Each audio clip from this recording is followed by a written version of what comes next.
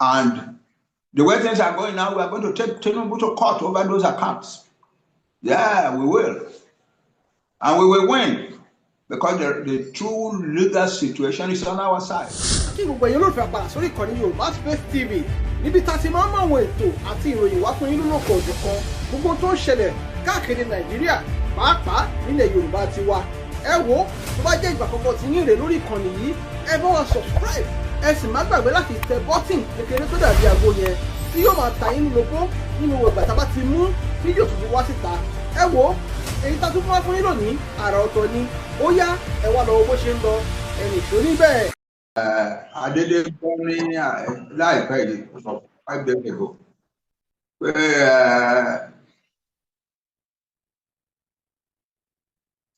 èèyàn tiwa Bọ́lá Tinubu tó ń ṣe president Nàìjíríà ó ní kí àwọn army kan lọ crush àwọn terrorists àwọn bandits àtàwa tá à ń wá self-determination fún nation wa kúrò ní Nàìjíríà. Ó ti wá equate wa mọ́ àwọn terrorists and bandits. Àwọn tó ń káàkiri tó ń pààyàn ní márùn-ún mẹ́wàá lọ́gbọ̀n lógún 200 at one time.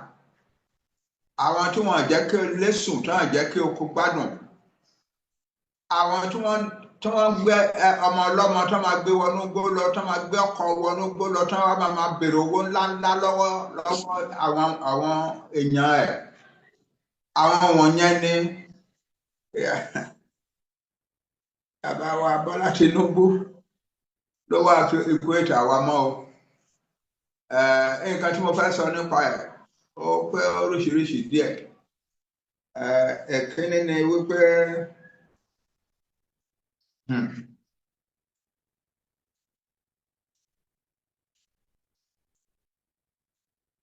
a ní ìdí láti kìlọ̀ fún bàbá wa Tinubu yìí dáadáa o.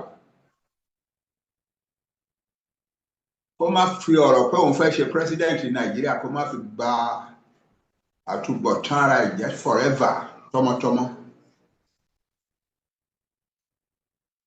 A fẹ́ bẹ́ẹ̀ ni nítorí àwọn ọmọ ẹ̀ forever. Kò ní dáa kọ́ ọmọ ẹ̀ gbọ́ àbúrò mi Bọ́lá kò ní dáa káwọn ọmọ ẹ̀ má lè rìn nílẹ̀ Yorùbá mọ́ o. Ibi tó ń gbà lọ nìyẹn. Ọ̀rọ̀ Nàìjíríà yìí ọ̀rọ̀ presidency Nàìjíríà yìí ká ẹ lára débi wípé you are ready to kill all of us Yoruba people so that you can continue to be president of Nigeria. Ó lè díẹ̀ o. Òun rò láti jẹrin àbí ìjẹta tí wọ́n ti sọ yẹn mọ́. Ṣé òótọ́ ni Bọ́lá sọ pé kán lọ crush àwa? Kán lọ crush àwọn àbúrò wọn, àwọn ẹ̀gbọ́n wọn, àwọn ọmọ àbúrò, àwọn ọmọ ẹ̀gbọ́n tó ń káàkiri tó ń pariwo Yorùbá nation kán lọ pa gbogbo wọn sọ́nà. Bọ́lá kò tọ́ sí ẹ̀ kò dá bẹ́ẹ̀. Àwọn ọmọdé ti ń sọ burúkú rẹpẹtẹ nípa ẹ̀ láti jẹta yẹn. Mo gbọ́ àwọn fídíò kan láàárọ̀ yìí nígbà tí mo jí mo fẹ́ lè máa nu omi lójú fún ẹ. The kind of things that your Yoruba people are now saying about you is incredible. It's unbelievable. Ó mà ṣe o. Kí ló wà lọ́rọ̀ Nàìjíríà tó dìmọ́ kankan bí eléyìí? Gbogbo ayé ti gbà pé Nàìjíríà ti túkà. Gbogbo ayé ti gbà má tanra ẹ. Tó bá láwọn tó wà around ẹ tí wọ́n ń rí nǹkan jẹ through pé òun ṣe president, má jẹ́ kán tàn ẹ́. Ẹni tí orí olórí bá ṣì ń tàn ojú ẹ̀ kan ló sì fọ́, má jẹ́ kójú ẹ̀ kan yẹn fọ́. Ẹni tí ó bá wá ń tanra ojú ẹ̀ méjèèjì ló fọ́ ẹ̀, má jẹ́ kójú ẹ̀ fọ́ Bọ́lá. Ibi tó ń bá lọ yóò lé o. Ó lé o. Ẹni tó ń rìn tí àwọn tìyá tọmọ tàbúrò tẹ̀gbọ́n tí wọ́n nílé báyìí ló di ni o. Wọ́n nílé báyìí pé kankan sí ẹdẹ ló di lásán, wọ́n nílé ṣe o. Ó yẹ ṣe yóò dáa o.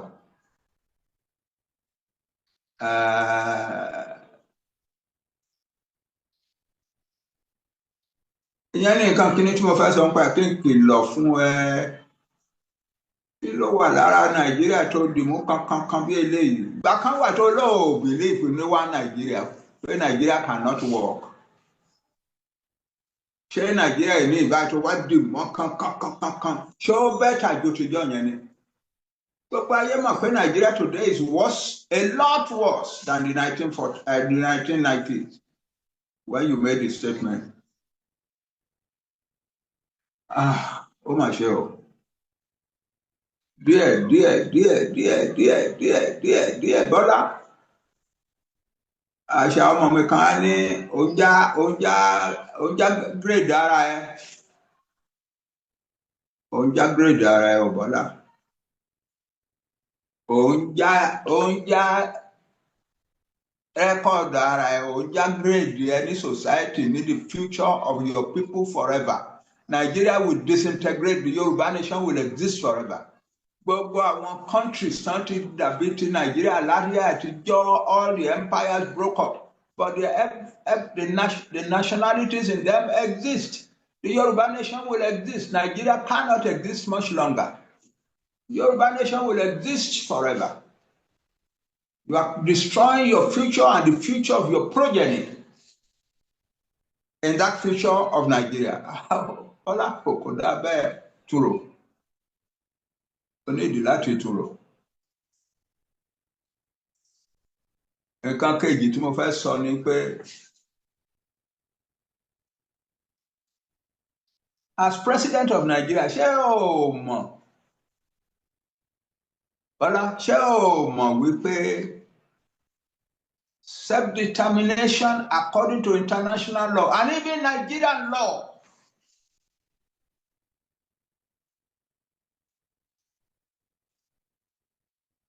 which say that self-determination is an inalienable right of every nation in the world.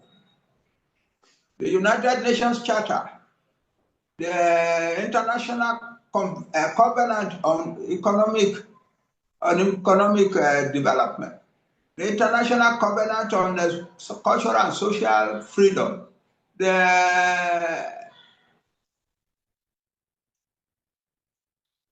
the United Nations Declaration of the Right of Indigenous Peoples, 2007. All of them say that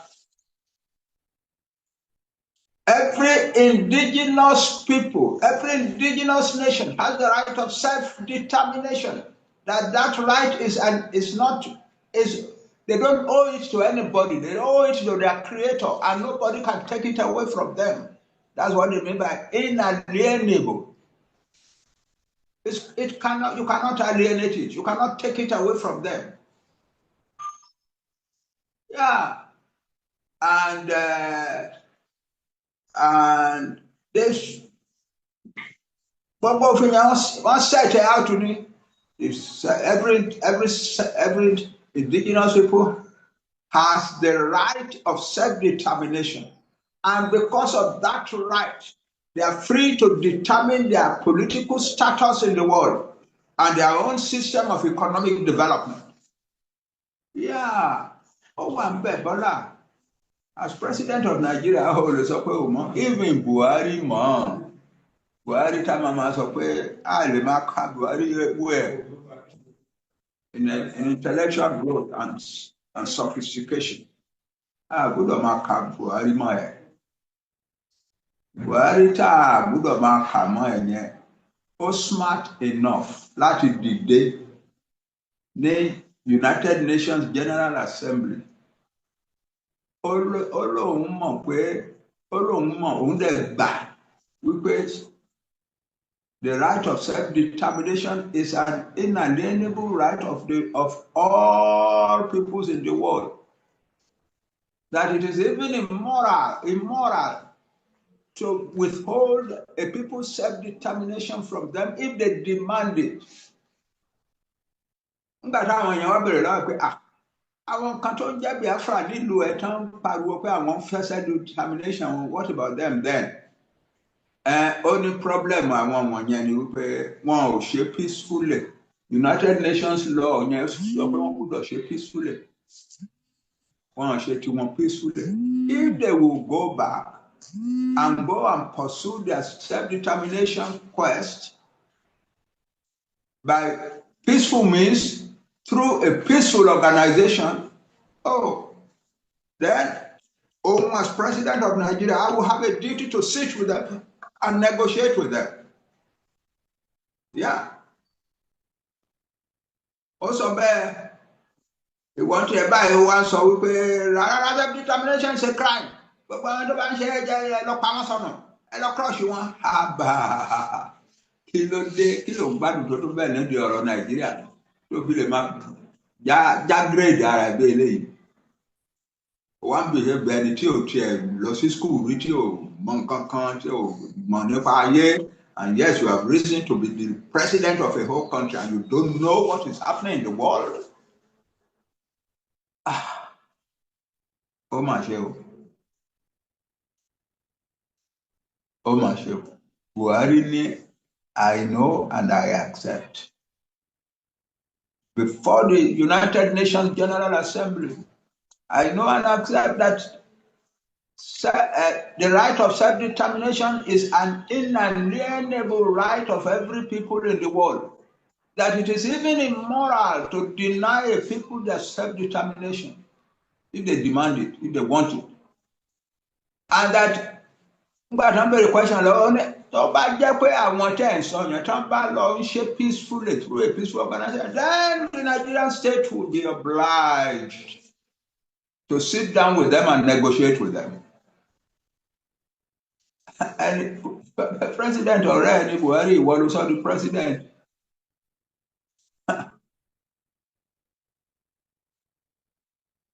Bọ́lá kò bọ́ sí o. Tàbádọ́ ọmọ Yorùbá kan lè kúrò wà tó kù yìí kó wá hold ara ẹ̀ out an ignoramus as far as the affairs of the world are concerned. We are the intellectually sophisticated people of the African continent. And so pé ìkan lára wa tó ń ṣe president wa sọ̀rọ̀ nǹkan tó ń sọ pé kán lọ máa crush àwọn tó fẹ́ ṣe self-determination. Bọ́lá kò dá o. Then the final thing tí mo fẹ́ sọ nípa ẹ̀ ni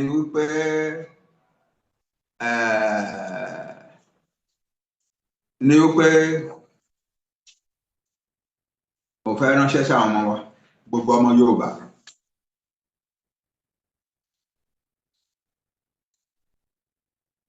Tí Bola Tinubu insists on doing what he's saying now, then we will have to do what we have to do to protect ourselves. Because any kankan má bẹ̀rù, kankan má jẹ́ kẹ́rù bà wọ́n àtọ̀. Èmi bá ń jẹ́ Akintoye bàbá yín mò ń sọ fún yín. Ẹ má ní kankan lára yín, ẹ má bẹ̀rù.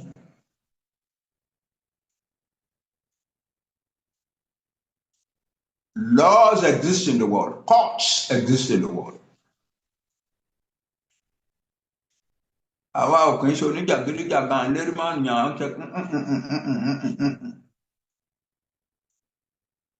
peacefully, in a sophisticated and orderly and intellectually sophisticated manner làwa ń fi struggle to wa. Àwa ò kì í ṣe oníjàgídíjàgan o.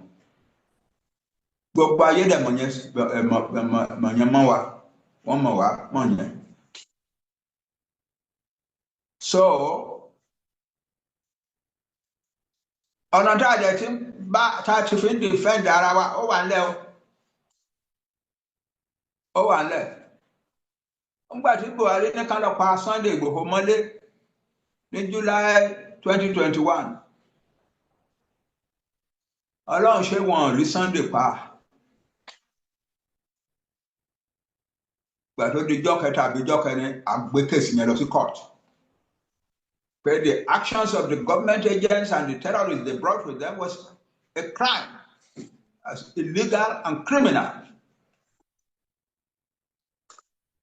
Àwa Yorùbá ibi tá a ti ń bá àyàn jà ó máa clear lójú gbogbo ayé ni.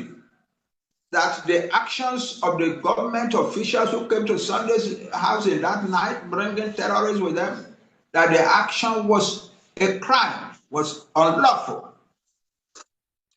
And the court agreed with us. Ìgbà táwọn ìjọba òṣìṣẹ́ ìjọba Buhari wá máa dá wọn ní reason táwọn fi lọ ṣe yẹn against Sunday ni pé ó ń wá separation fún Yorùbá nation kúrò ní Nàìjíríà. Gbàtà adájọ́ dẹ̀ máa rule ó rule pé seeking self-determination for a nation in Nigeria is not a crime under the laws of Nigeria. Why? Because Nigeria is one of the makers of the international laws at African law. The African laws say the same thing. There is an African Commission on Human and People's Rights that says that every nation in Africa has a right to self-determination. The right to determine their own status. Táwọn bá fẹ́ gbé country tán wà mọ́ tán máa lọ sọ fún ìjọba wọn pé à ń lọ àfẹ́ ṣe mọ́ àbá nìkan kan jà. Àwa Yorùbá dẹ̀ ti ń sọ yẹn láti ìgbà tá a ti bẹ̀rẹ̀. Àwa ò bá nìkan kan jà o. Àwa ò bínú sí ẹnikẹ́ni o. Even àwọn Fúlàní tán wá tán kó mọ̀rànmọ̀ràn wá sínú tán kó ìwà tiwọn wá sílẹ̀ wa tán wá ń pa àwọn èèyàn wa. Àwa ò bínú sí wọn. All what is important we will defend our land until we separate from Nigeria. When we separate from Nigeria, the matter is settled. They cannot come to our land anymore. And that's all. Yeah. But apart from defending our land against the people who are coming to kill us, we are not fighting for self-determination in an angry, noisy, irresponsible, violent manner. We are not. We are fighting. So, agbe ìjọba Buhari lọ sí kóòtù àwọn ènìyàn nìbàdàn.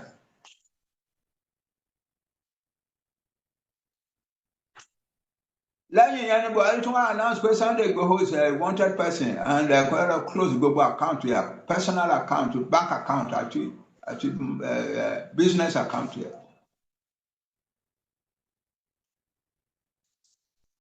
And the way things are going now, we are going to take Tinubu to court over those accounts.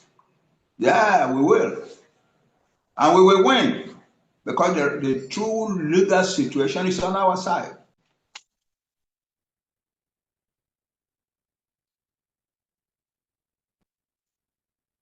Then the government Benin Republic or arrest Sunday go hold there, go transfer from.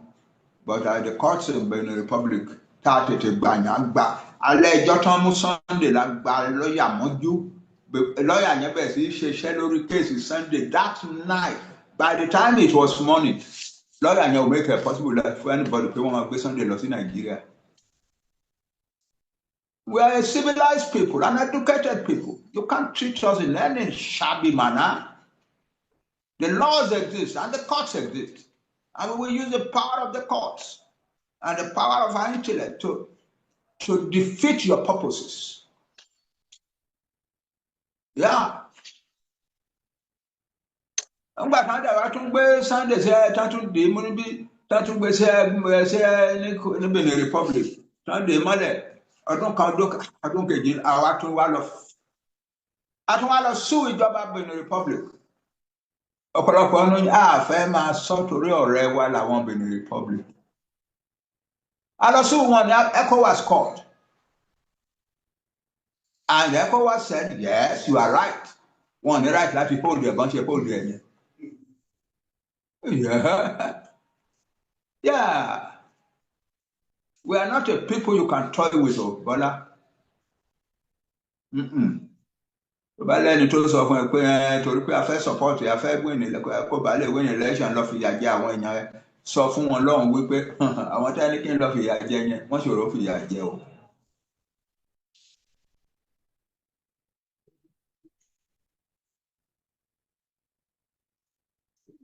So finally,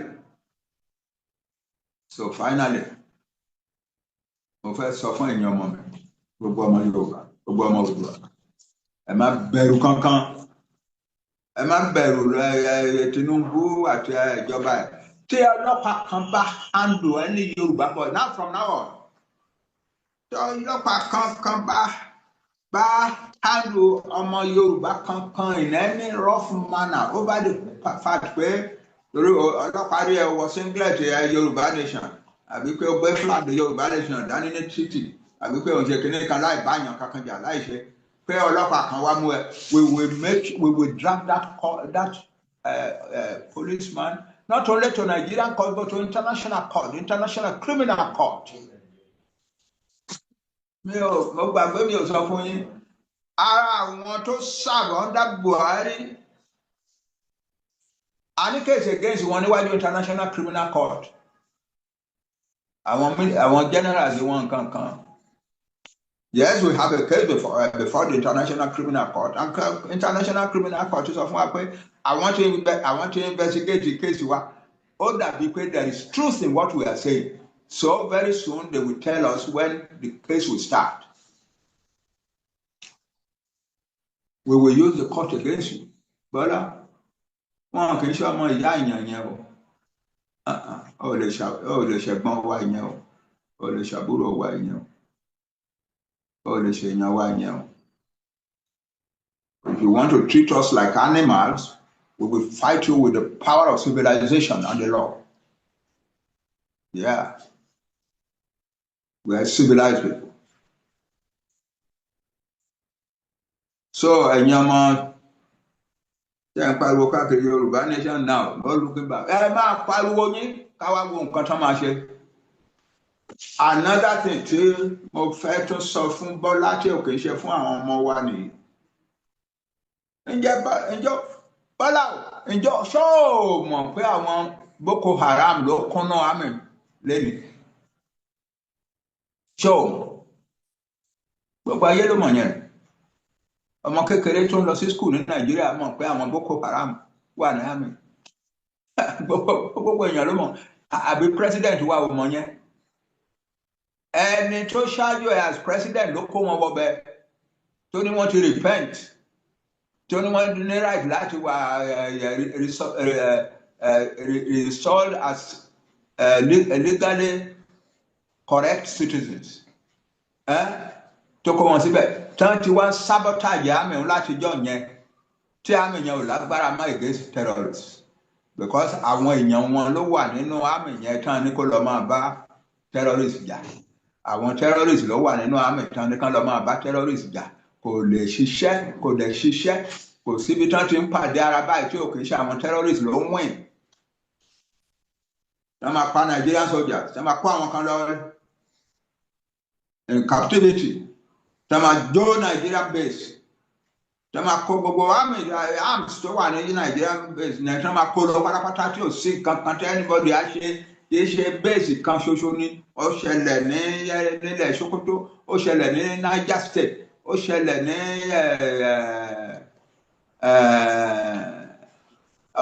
ọ̀pọ̀lọpọ̀ bí mi ò rántí báyìí tó jẹ́ pé tí àmì Nàìjíríà àti sójà àmì Nàìjíríà àti àwọn Boko Haram àti àwọn ISIS àti àwọn kiri gbogbo tí wọ́n bá pàdé àwọn terrorists ló ń win báyìí o. Àwọn soldiers who will win against one. Why? Not because our boys who are in the army are not competent people, but because you have sabotaged their effort by putting among them terrorists. So our terrorists yẹn ló wá fún ní Bọ́lá.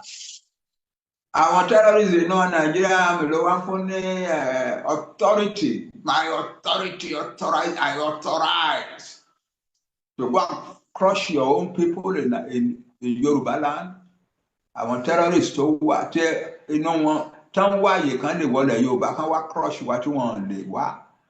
Ìwọ wá ń fún wọn ní authority báyìí pé kán máa lọ crush wa. I can't believe it is you anymore, Bola. I can't. If these things don't mean anything to you, then why should we continue to treat you as our brother? So we treat you as President of Nigeria. If anything happens to any of our boys, we will take you to the International Criminal Court. It's as simple as that. Meanwhile, our boys are not going to stop doing what they are doing, because what they are doing is totally legitimate and legal. They are going around making a noise, kind of noise that young people like to make. Yoruba self-determination, Yoruba nation, no going back, Yoruba nation, now. And so they have a right to say that. They are not stopping anybody and beating anybody. We held rallies in 2021. We held rallies in 5 of our 6 state capitals in the Southwest. And they were humongous rallies. Yes, they were humongous rallies. The first of them was the smallest. That was the one we held in Ibadan. Just 1.2 million. And when you know what, the last one was the largest of all, about 3.1 million people. Shut down the whole city of Ado-Ekiti for the whole day. Àwọn ọmọ wa ọ̀bá nìkan kan jà ó. Wọ́n lù ẹnìkan kan ó. Ọlọ́pàá ò nídìí láti caution anybody ó. Ẹnìkan kan ò attack ilé onílé àbí bà mọ́tò onímọ́tò jẹ́ ó. Everything went smoothly. They were a family of young people seeking their own legal right in society. That's all. So, my advice to you, Bola, is to go and tell the world that that your order does not appeal to people who are seeking their self-determination peacefully. Go and tell the world. You need to, in order to recover some of your image, in order to reestablish yourself among your own people. What you have done now is horrible. You can make it better a little.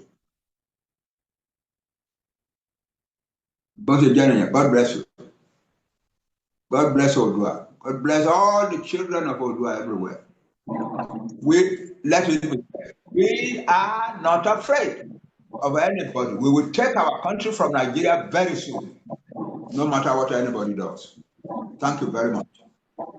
Okay. Ẹ ṣé dádì, ẹ ṣé àdúpẹ́ sà. Àní bàbá kan, bàbá ara tó mọ iyì ọmọ, wọn ò fi wá ṣeré. Bàbá ara tó mọ iyì ọmọ, wọn kọ́ wa lẹ́kọ̀ọ́ o. Bàbá wa tó mọ iyì ọmọ. Bàbá o, Olúwa dá bàbá sí fún wa. Bàbá o. Ọlọ́run dá bàbá sí fún wa. Dádì, Ọlọ́run á dá yín sí fún wa. Aláàní bàbá òpònú, àní bàbá ọ̀dẹ̀. Àní bàbá tí ó máa jẹ́ wípé nígbà tó pàwọn ọmọ gan a kì í ṣọmọ lọ gbèsè wálé. Bàbá tó bí wa òun lẹ gbọ́ yẹn. Bàbá Yorùbá lẹ gbọ́ yẹn. Bàbá ti sọ̀rọ̀ bó dẹ̀ ṣe máa rí nìyẹn. Bí àwọn brothers and sisters bá a ṣe àní wọ́n ní no retreat no surrender, òun lọ̀rọ̀ Yorùbá. Bàbá wa Bọ́lá Ahmed Tinubu, bàbá wa sì ní a sì máa gbà tó rẹ̀ jù wá lọ tó wá bí lọ́mọ, tó èmi yìí bí lọ́mọ. Dẹ̀ rí pé bí dáàdì ṣe ń sọ wọ́n sì ń yá advice yín ni. Yes, á wá da kẹ́ ẹ gbọ́ kó bá máa jẹ́ ìbálẹ́jọ́ aburú fún yín. Á da kẹ́ ẹ gbọ́ dáadáa. Question méjì la fẹ́ bi bàbá léèrè lénìí, ẹyọ kan la sì bi bàbá yẹn.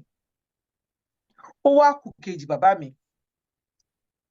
Èyí tí bàbá fẹ́ sọ nìyẹn tí a fi ní a máa gbé wọn wá síbí báyìí, ṣùgbọ́n eléyìí ó nípa náà nítorí àwọn kan tó yẹ pé ọ̀rọ̀ ò yé. Nítorí àwọn kan tó rò pé bóyá níṣe ni àwọn èèyàn kàn ń ṣe nǹkan ṣá. Gbogbo àwa tá a tẹ̀lé bàbá wa Bánjí Akíntóyè àti bàbá wa Sunday Ìgbòho, kò sí nǹkan tá à ń ṣe tá à kì í jẹ́ kó mọ̀.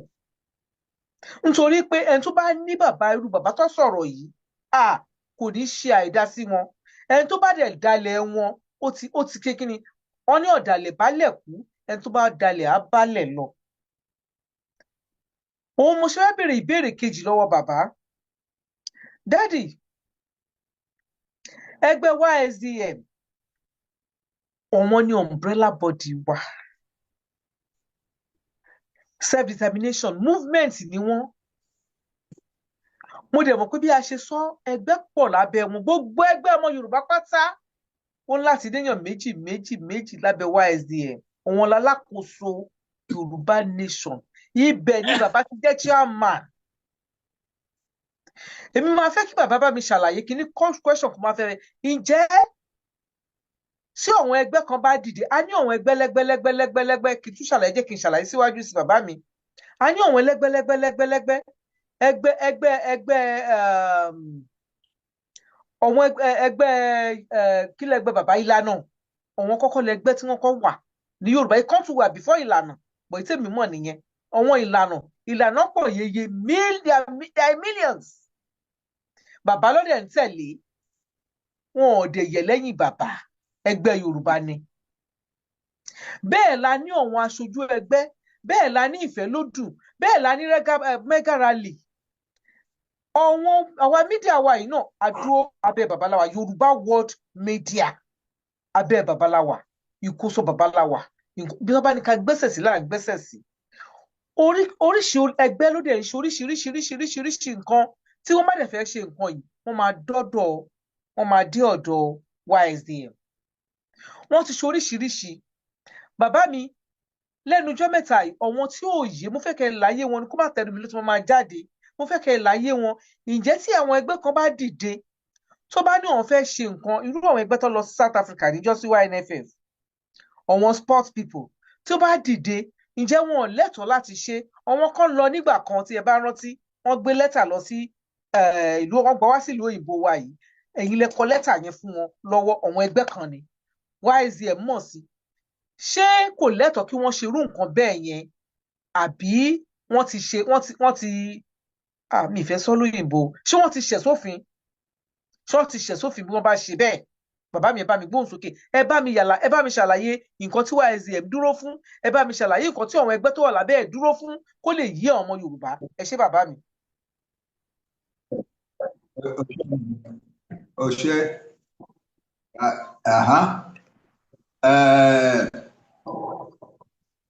mo dẹ̀ ti sọ kínní náà rí o, ọ̀tá a lè gbàgbé. We are human beings, we can forget things.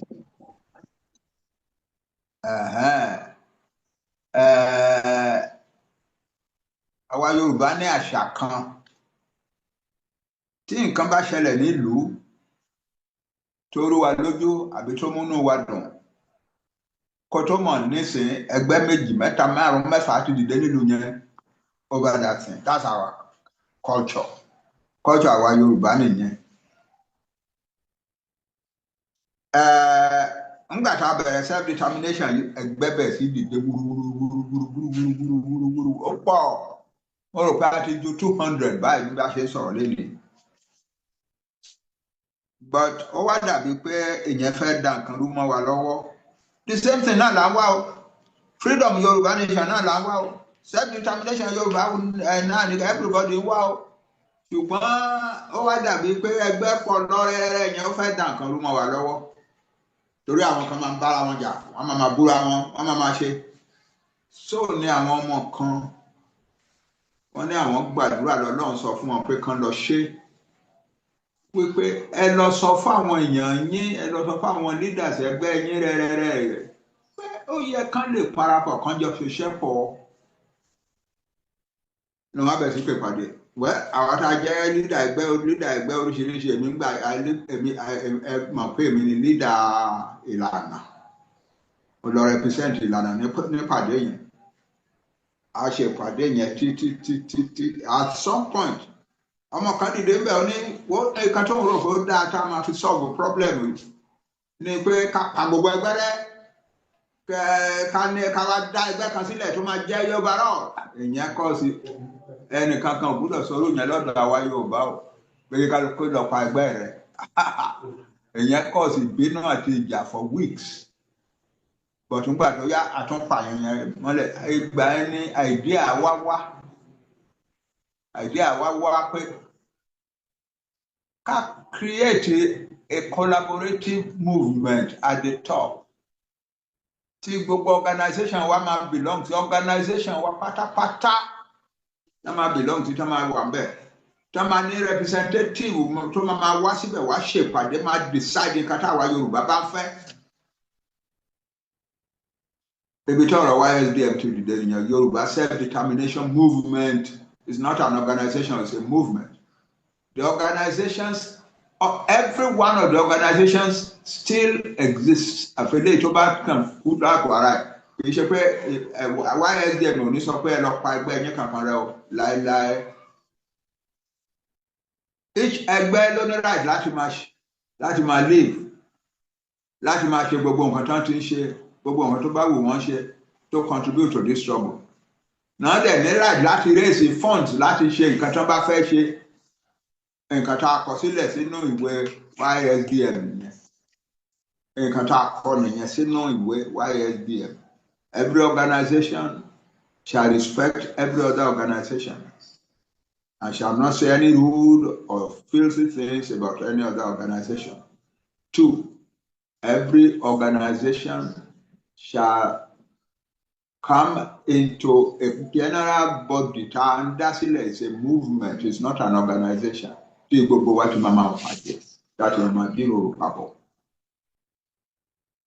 Thirdly, every organization don't right láti máa lọ, wọ́n máa ṣe nǹkan tó ń ṣe lọ, kán lè raise owó láti ṣe nǹkan tó bá ń ṣe. Nobody, no òfin YSDM ò sọ pé ìlànà any other organization kò lè ṣe nǹkan tẹ́ bá fẹ́ ṣe. YSDM ò lágbára láti sọ fún yín pé má ṣe nǹkan tẹ́ bá fẹ́ ṣe. A máa pàdé ní YSDM láti kó gbogbo ẹ̀kọ́, kó gbogbo ìmọ̀ràn wa pọ̀, gbogbo ọgbọ́n tó Ọlọ́run bá fún wa, gbogbo agbára tó Ọlọ́run bá fún wa, a lè kó pọ̀ láti já ìjà débi èrè. Nǹkan tí YSDM exist nìyẹn. So any organization tó bá tẹ́ anybody bá sọ pé ẹ fẹ́ ṣe kíní kan lè ṣe rárá o. Kì í ṣe mẹ́sẹ̀gì Yorùbá nation ló ń deliver yẹn o, mẹ́sẹ̀gì ara ẹ̀ ní. Message the Yoruba nation at YSDM is that every organization has a right to exist and to do what they want to do for the promotion of the Yoruba self-determination. And every organization has a right to raise funds for its own activities. Period.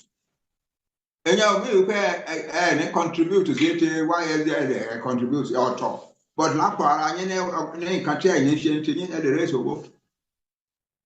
that is it.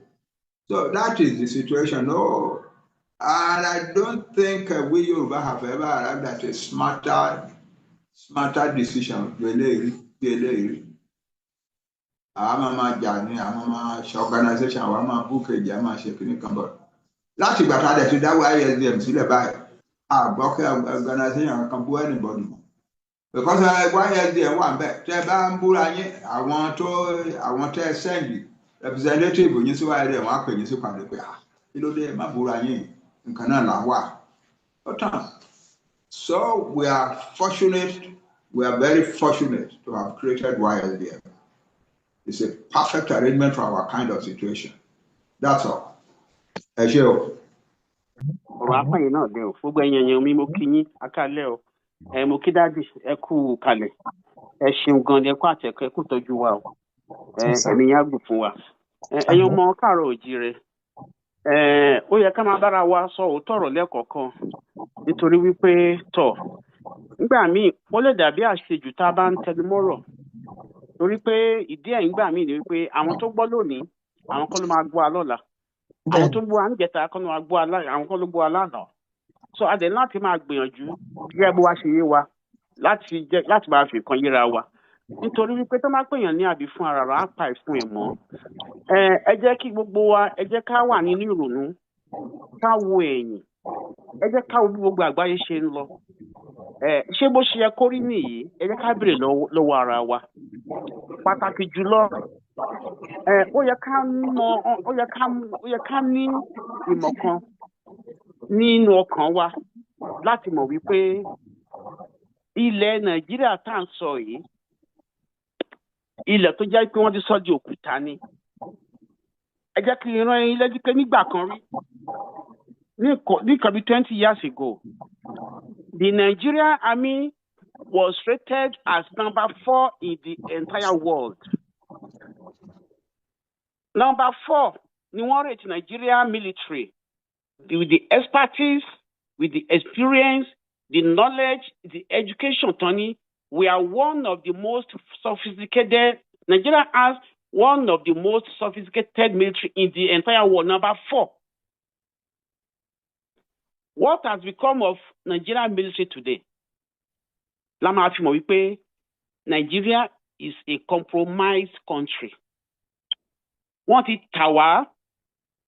Àwọn kan wà tí àwọn colonial masters wọ́n ti fi agbára fún.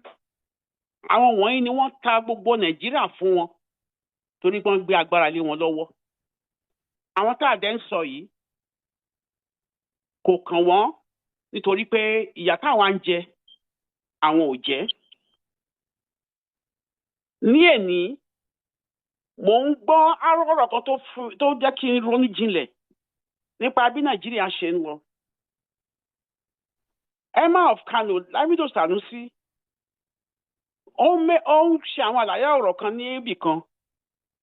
Ó níyà ò jẹ òun rí, òun ò dẹ̀ mọ̀ nǹkan tó pè ní yà until tó ń jẹ Emir of Kano.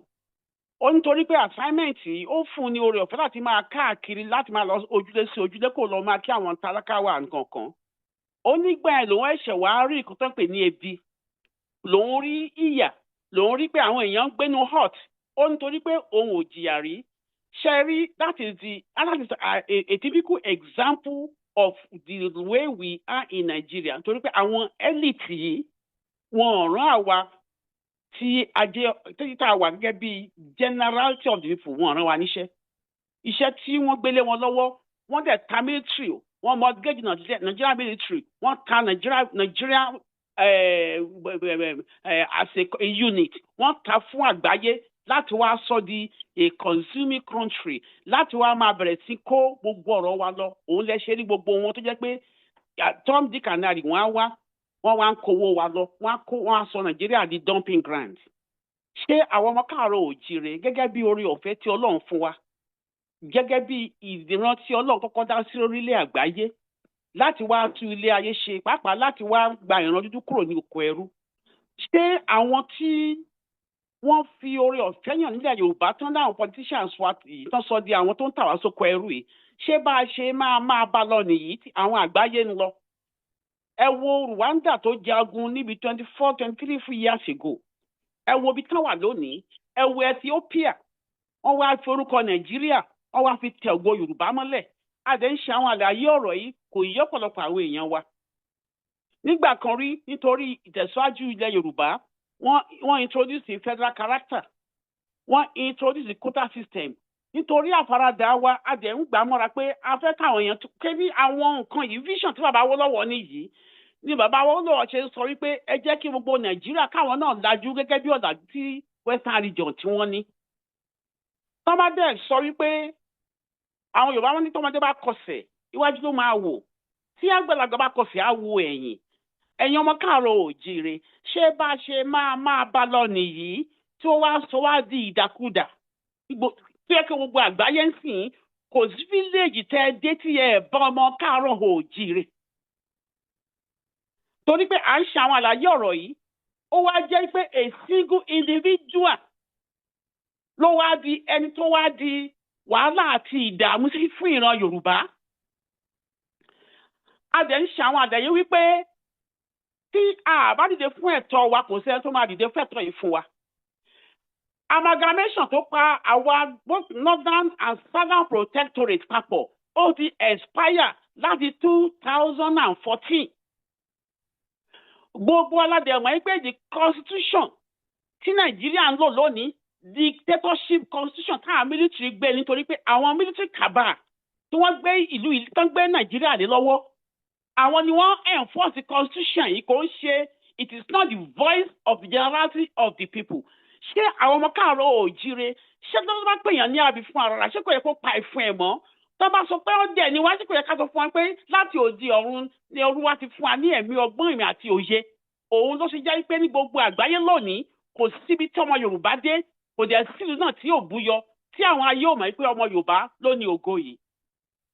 Nàìjíríà wá gbé ògo Yorùbá sórí, ó wá ń lo ògo Yorùbá. Wọ́n wá sọ àwa gan tá a ní ògo, wá sọ wá di ẹrú. Wọ́n wá ń tẹ̀ wá bàṣàbàṣàbàṣà, wọ́n sọ gbogbo àwọn yúùtù wa, àwọn tí yẹ kó máa gbé ilẹ̀ Yorùbá ga, wọ́n wá sọ wọ́n di amúgbó kalẹ̀. Wọ́n dẹ̀ wá sọ àwọn obìnrin wa 30-year old girl tí yẹ pé nígbà táwọn ní ayé àtijọ́ tí wọ́n 20 years ago, ọmọ Yorùbá ò lè sí wọn lè sí àyà alẹ̀ lásìkò wọn tó ṣáyà alẹ̀ débi náà tí àmì àṣẹ ọ̀yàn kan máa ti abẹ́ sílẹ̀. Ẹ wá wo nǹkan tó wọ́n dà, wọ́n wá lọ wọ́n militarize, wọ́n dẹ̀ weaponize owó, wọ́n wá sọ gbogbo nǹkan tó sọ wá dèèyàn, wọ́n sọ wá dìdàkudà, kò sí ná. Àwọn tó engineer ò lè ṣiṣẹ́ engineer, gbogbo yẹn wá di ọ̀kadà rider àti ẹ̀wọ̀n lọ́wọ́ tá a máa fẹ́ra ọ̀kadà yẹn. Ẹ jẹ́ ká ronú èèyàn wọn káàárọ̀ oòjíire. A dẹ̀ ti rí àwọn àmì wípé the economy of Nigeria bó ṣe tó lónìí 85% of it comes from Yoruba land. Ṣé ọmọ ẹlẹ́ran tó wá ń jẹgun, ọmọ aláṣọwọ́ tó wá ń wà kísà, ṣó tẹ́ wa lọ́rùn ká máa bá lọ báyìí? Ṣé ẹ̀ẹ́dẹ̀ wá rí nǹkan tó wá pù lọ́wọ́lọ́wọ́ nítorí mi ò fẹ́ àsìkò ṣìwà tá a máa bá àwọn èèyàn wa sọ̀rọ̀. Lọ́wọ́lọ́wọ́ ṣàdé ń sọ fún wípé àwọn tó ń sponsor Boko Haram yìí, wọ́n ti kú Boko Haram ti yí ilẹ̀ Yorùbá po láti wá tì wá sí inú òkun láti wá pa wá run. Oore ọ̀fẹ́ la fi dúró nítorí pé 21 to 22 gbogbo ẹ̀ láti rí àwọn àmì àwọn mílítì tó kó wá tán wá fàáfàá sínú gbó wa tó wá fi bá wa jà. Oore ọ̀fẹ́ àwọn campaigners àti gbogbo aráàlú tá à ń ṣe àti gbogbo àwọn òun ló jẹ́ kán sún sẹ́yìn wọn lọ múra padà wá ń sìn. Ṣé bá a ṣe máa wò ní tí gbogbo àgbáyé ń kọjá lọ azubasonic scan tó ní kálukú ń develop technologically tí ọmọ Yorùbá wá di àjọ alẹ̀ kalẹ̀ tí kò sí náà 64 years of independence tí gbogbo ọmọ Yorùbá tá wá di ẹrú kalẹ̀ tí gbogbo àgbáyé tá à ń fọ ìgbẹ́ tá à ń fọ ìtọ̀ káàkiri gbogbo àgbáyé. Ṣó yẹ kó rí bẹ́ẹ̀? Àwa dẹ̀ ni one of the most educated in the entire world. America, UK, ẹ lọ sí yunifásitì ní gbogbo ní UK lónìí. Ọmọ Yorùbá ní all the UK university wọ́n occupy more than 20% of the entire university world nílùú yìí. Ẹni bàtẹ bá lọ ọmọ Yorùbá lè máa bá ń bẹ̀. Iye tí àwọn ìlú yìí gain lásán ní orí ẹgbẹ́ pé wọ́n à ń rán àwọn èèyàn wá sí ìlú yìí is over 20 billion every year. Ṣé bá a ṣe máa bá lọ nìyí? A dẹ̀ ti gbọ́ ìtàn nígbà kan wípé ọba Saudi wọ́n ti wá medical treatment even ní UCH rí. Gbogbo wa la mọ̀ kó tó ṣẹlẹ̀ láyé ECN Electricity Corporation of Nigeria. Nígbà tá a rí ní àwọn industry tó ní kálukú wọn jáde ní secondary school, wọ́n á wáṣẹ́ lọ, wọ́n á clerk lọ, lọ́ọ̀yà lọ sí company láti ṣe legal adviser. Gbogbo àwọn kan wọ́n parẹ́ fún wa. Gbogbo àwọn professor wa wọ́n á bẹ̀rẹ̀ sí tọrọ jẹ káàkiri. Wọ́n lè sọ òtítọ́. Àtúwá lẹ́nu ọ̀rọ̀ ní Nàìjíríà tá a wà lónìí. Ìṣẹ́jú márùn-ún pẹ́lú ní kí n lò. Ẹ má jẹ́ kí n kọjá àyè mi. A máa bára wa sọ̀rọ̀. Ẹ ṣeun gan ni. Bàbá mi ògùn rí bidó. Ìṣẹ́jú márùn-ún la ní kẹ́ olùṣẹ́jú mẹ́wàá lẹ lò. Ṣùgbọ́n mi ìfẹ́ dá yín dúró. Torí ọ̀rọ̀ yẹn gan èmi náà ń gbádùn ó ń dùn mọ́ mi ní òsì jẹ́ kí n dá yín dúró. Torí aago 8 àbọ̀ ló jẹ́ ká kásẹ̀ ètò yìí nílẹ̀. Ṣùgbọ́n bàbá mi kan tí wọ́n máa ń bá wa sọ̀rọ̀ ní gbogbo ìgbà. Bàbá mi wọ́n ti pè mí lẹ́yìn bíbá yìí nísìn wípé kí n jọ̀ọ́ kí n jẹ́ kí ọ̀wọ́n dá sí fún ìṣẹ́jú bíi 2. Mi wàá rí nọ́mbà bàbá náà kọ́lọ́run kó ṣàánú mi ni o. Tẹ́ ẹ bá ń gbọ́ mi bàbá alàgbàdo ìlé ẹ pè mí padà nọ́mbà yín ni mò ń wá yìí kọ́lọ́run kó ṣàánú mi. Ó ti bọ́ sísàlẹ̀ ohun èèyàn wọ́n tún ti tẹ́ẹ̀sì. Bàbá alàgbàdo ìlé ẹ bá mi pè padà tí ẹ bá ń gbọ́ mi. Báyìí bá fẹ́ kí chairman wa kóun náà bá wa sọ̀rọ̀ ìṣẹ́jú bíi 2 ká fi kásẹ̀ ètò nílẹ̀ ẹ jọ̀ọ́. Ẹ ṣé chairman ẹ bá gbóhùn sókè. Bàbá Dúyìlé tẹ́ bá ń gbọ́ mi ẹ pè mí wọlé sà o. Torí nọ́mbà yìí mi ìstọ́ orúkọ yín bẹ̀. Chairman wa yàgbó yájú ọkùnrin ogun ó yá ẹ bá gbóhùn sókè. Ẹ bá wa kí gbogbo ilé kẹ́yìn náà kí bàbá lẹ́yìn. Ẹ ṣé gan ọ̀rọ̀ ti tèmi ó máa yàtọ̀ díẹ̀. Lákọ̀ọ́kọ́ orúkọ ti tèmi kò yí padà Kọ́mẹ́ Lamid Àkànbí. Yàgbó yájú púpọ̀. Chairman ẹ̀yin lẹ́ni sí àgbẹ̀ ẹ jẹ́ kí bàbá ìkọ́sáyé dá sí lẹ́ni sí àgbẹ̀ ó yá ẹ má bínú wọ́n ti wọlé. Bàbá wa alàgbàdo ìlé ó yá ìṣẹ́jú 2 ní kíákíá ẹ bá ń gbóhùn sókè. Ó dá ẹ ṣé màmá mi yóò dà fún mi tí ó pọ̀. Ó kí gbogbo olóòrùn ẹ̀kú iṣẹ́ ìlú ẹkú iṣẹ́ takuntakun kò ní rẹ̀ yìí o kò ní rẹ̀ wá o kàkà kó rẹ̀ wá àmú ẹ̀rọ àpòwé ọwé ọ̀sẹ̀ gbéra. Mo kí bàbá mi, bàbá gbogbo àgbáyé, bàbá gidi, bàbá olóríire, bàbá lálùbáríkà Professor Banji. Mo kí Akintoye, mo kí yín bàbá. Ọlọ́run á túbọ̀ lọ ẹ̀mí fún wa. Ẹ ní ṣubú dànù, Ọlọ́run ò ní jẹ́ kẹ́ pàdánù ọmọ àti àwọn ẹbí kankan sínú ìjà agbára yìí. Mo kí olóyè mi Ìgbòho ògbólógbò irúnmọlẹ̀ akọni Oòduà. Mo kí ẹbí kíbi tó bá wà o. Ọlọ́run á bá mi dá mi ẹ sí àti tìyàwó àti táwọn ọmọ ẹ ní sórí igbó. Gbogbo ẹ̀yin bàbá wa bàbá ògún ìdó ajé àpín àti gbogbo ẹ̀jẹ̀ wa ń bẹ̀yẹ ẹ̀kú iṣẹ́ ìlú àgbè wa o àlálẹ̀ àgbè wa àríṣàṣetì. Mo fẹ́ sáré bẹ àwa ọmọ Yorùbá jákèjádò orígun mẹ́rin àgbáyé wípé freedom doesn't come kò sí téèyàn ṣe nínú bí ẹ bá fẹ́ kọ́lé kì í ṣẹnu lásán nìyẹn mú nǹkan rẹ̀ ò jẹ́ kó ṣe òun. wàhálà cement ẹ ṣe gbá wàá náwó wàá nára nítorí pé ó wù ẹ́ láti kọ́ ilé you don't want to be a tenant for life. Gbogbo wa sì nínú Nàìjíríà tenant ni wá ilẹ̀ wa náà ti gbà mọ́ wa lọ́wọ́ yìí tá a bá tètè já gígìrì ká ṣe ìwé tó yẹ ká ṣe ẹ̀wù ìbò ń fight wa lápá kan Fúlàní ń fight wa lápá kan nígbà tá a dẹ̀ gbà á mọ́ra pé ẹ máa bọ̀ ẹ wá bá wa gbé wọ́n dẹ̀ wá fẹ́ sọ wá di tenant ní orí ilẹ̀ wa jẹ́ pé àbùkù olórògbò lélẹ̀ yóò àbùkù ní ọlọ́gẹ̀dẹ̀ kò lè ní àpè. tó mo fẹ́ rọ gbogbo àwọn ọmọ Yorùbá ibikíbi tá a bá wà lórí mẹ́rin àgbáyé kẹ́ rí ẹ̀ẹ́dẹ́ àṣẹ once and for all. Let's fight for it and get our vibration. That freedom wa over very important. Ìgbà ayé láti èèyàn tá lè rí tá lè yàn fáńdá. Ẹ tó bá wù wá la máa gbà sí gbogbo ìta àwọn ẹ̀dùn ṣe yẹn.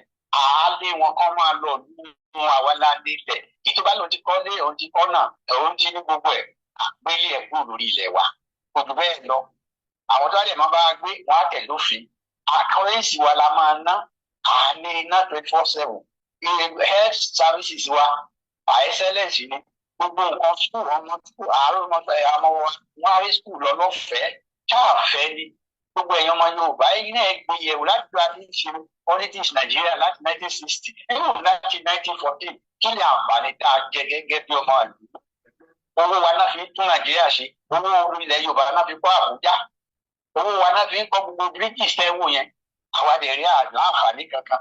Mo fẹ́ rọ owó wa lálẹ́ yẹn jọ ẹ má jẹ́ ká bára wa jà mọ́ ẹ má jẹ́ kí ìbùdó kankan wà tá a bá gba ilẹ̀ wa ó pè wa ìran wa àwọn àgbẹ̀ àlọ́ náà lọ nígbẹ́ lọ ṣùgbọ́n tá a bá tètè ṣe é sìn kájà ká tètè gbára ká ṣòwò pọ̀ gbogbo tí ó bá gbà ká fún ní bàbá kí tó bá ní ká ṣe gbogbo ìgbòho bá fẹ́ ká ṣe obìnrin òun bímọ lógún lásán it can't be bad everyday àgbà ìgbà tó bá máa dùn ẹ̀wù wọn ní adùn ló ń gbẹ̀yìn ewúro ọ̀tẹ́ ẹ̀ bá jẹ ewúro bá lè fẹ́ máa dùn ẹ̀ ẹ jẹ́ ká ṣe bẹ́ẹ̀ yẹn ká lè rí ọ̀nà àbáyọ àwa la nílẹ̀ wa Ọlọ́run ọba Olódùmarè ìlú fún wa ẹ má jẹ́ ká sọ wá dẹrú ẹ jẹ́ ká rántí ilẹ̀ Haúsá lẹ́yìn ṣe kò sí bí Haúsá ní ṣe lè sọ̀rọ̀ wọn ò ní àṣẹ kankan lórí ilẹ̀ wọn ní gbogbo Nàìjíríà bá ṣì wà. Fúlàní ti gbà mọ́ wọn lọ́wọ́.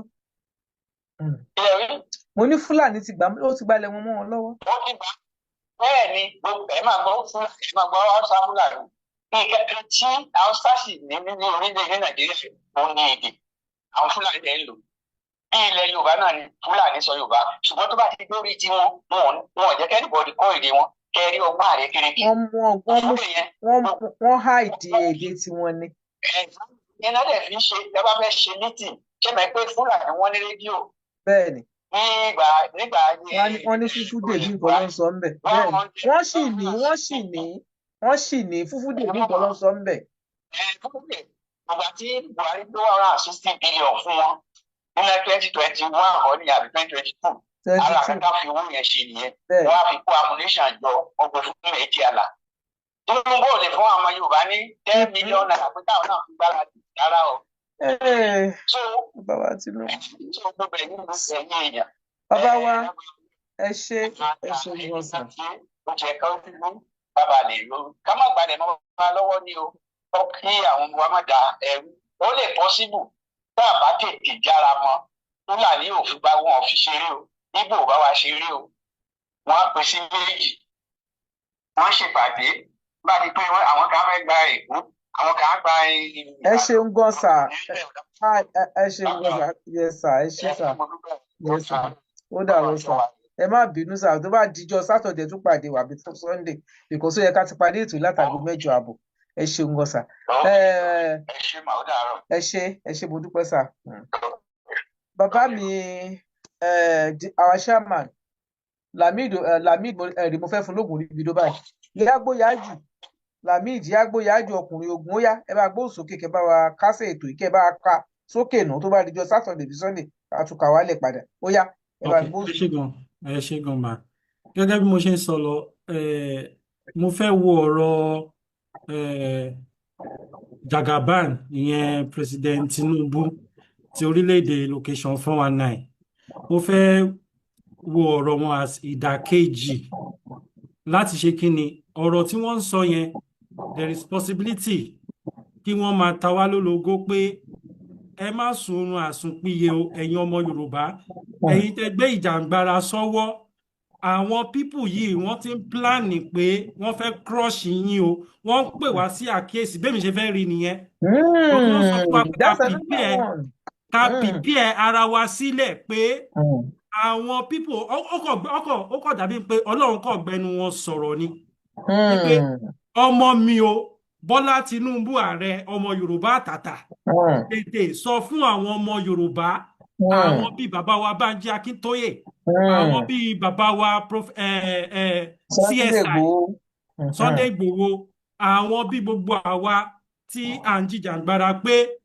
táwọn lólogó pé wọ́n ti ń pláàni pé wọ́n fẹ́ crush yín o ó wá ti ẹnu pírẹsidẹ́ǹtì orílẹ̀-èdè tó ti rà ó ti ẹnu ẹ̀ jáde sí ìlú tuntun tó ṣẹ̀ṣẹ̀ fẹ́ jáde kó ní ìlú tó ti rà ohun èmi rí sí so it takes the thing of the spirit to understand the things tó wà nínú spirit Nàìjíríà gangan wọ́n pe àkíyèsí wa ní àsọmọ Yorùbá àwa Yorùbá lè sọ pé ẹ má sun oorun àsìpínyẹ o nítorí báwa gan àti gbáradì pé bọ́ bá ta lọ́tún káwa náà ta fún wọn lósì tó bá ta lẹ́yìn káwa náà ta fún wọn láti wájú so eyes for eyes ni bàbá ń sọ fún wa yẹn pé wọ́n ti ń plan ni o so ẹ tètè ṣe kí ni ẹ máa dira ẹ máa lọ jẹ lá ẹ máa lọ jẹ wédú ẹ máa jẹ gbogbo ẹ̀ sílẹ̀ nǹkan tí bàbá Tinubu ń try láti pass message sí wa nìyẹn dó bàbá wa Bánjí Akíntóyè wọ́n ti yànyàn náà ọ̀rọ̀ yẹn dáadáa pé